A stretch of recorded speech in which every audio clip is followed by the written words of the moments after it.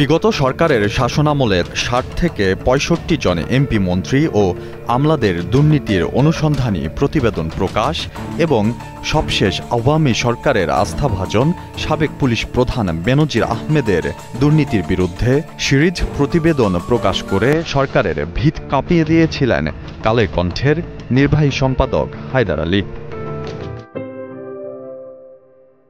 দেশের স্বার্থে সাংবাদিকতায় এই অবদানের জন্য সামাজিক ও সেবামূলক সংগঠন এপেক্স ক্লাবস অব বাংলাদেশ রাজধানীর হোটেল ইন্টারকন্টিনেন্টালে এক অনুষ্ঠানে আজীবন সম্মাননায় ভূষিত করেন তাকে।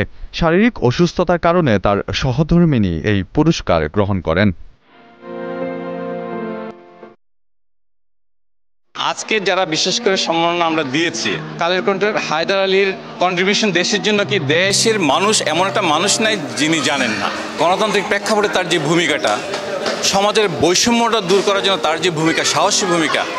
তো এখানে আমার আর মানদণ্ড বিচার করার কোনো সুযোগ নেই, আপনারা নিজেরাই এর বিচার করতে পারবেন। হায়দার আলীর লেখনীতে উন্মোচিত হয়েছে অসংখ্য গডফাদার ও অপরাজনীতিবিদের মুখোশ, যে কারণে হুমকি, মামলা ও পরিবার পরিজন সহ বহুবার ঝুঁকিতে পড়তে হয়েছে এই অনুসন্ধানী সাংবাদিককে। আজকের এই পুরস্কারটা পেয়ে তো আসলেই আমি গর্বিত। আর এই পুরস্কারটা আসলে এমনিও আসে নাই, এটার পিছনে ওর অনেক শ্রম দিয়েছে। শেষ পর্যন্ত এই নিউজের পরিপ্রেক্ষিতে আমাদের যে বাসা ছিল, শেষ পর্যন্ত আমাদের বাসাটা ছেড়ে আমাদের চলে আসতে হয়েছে, এতটাই ঝুঁকিপূর্ণ ছিল এই নিউজটা। তো বাচ্চাদের স্কুলও অনেক সময় আমি ভয়ে বাচ্চাদের স্কুলে পাঠাই নাই।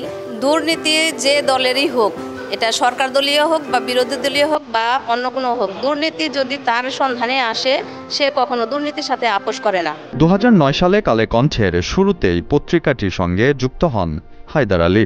স্টাফ রিপোর্টার হিসেবে কর্মজীবন শুরু করে তিনি সিনিয়র রিপোর্টার, বিশেষ প্রতিনিধি, উপসম্পাদক হয়ে বর্তমানে নির্বাহী সম্পাদক হিসেবে দায়িত্ব পালন করছেন।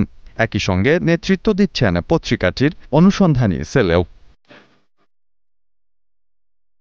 অনুসন্ধানী সাংবাদিকতার স্বীকৃতিস্বরূপ তিনি ইউনেস্কো পুরস্কার সহ একাধিক আন্তর্জাতিক সম্মাননা অর্জন করেছেন। মালয়েশিয়ায় বাংলাদেশি শ্রমিকদের দাসত্বময় জীবনের উপর একটি আলোচিত অনুসন্ধানী প্রতিবেদনের জন্য তিনি মালয়েশীয় প্রেস ইনস্টিটিউটের বিশেষ পুরস্কার লাভ করেন।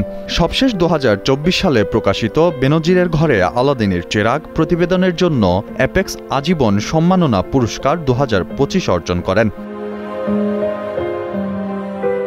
নিজের অনুসন্ধানী প্রতিবেদনগুলো নিয়ে 2023 সালে প্রকাশিত হয় হায়দার আলীর বিশেষ গ্রন্থ আমার অনুসন্ধান।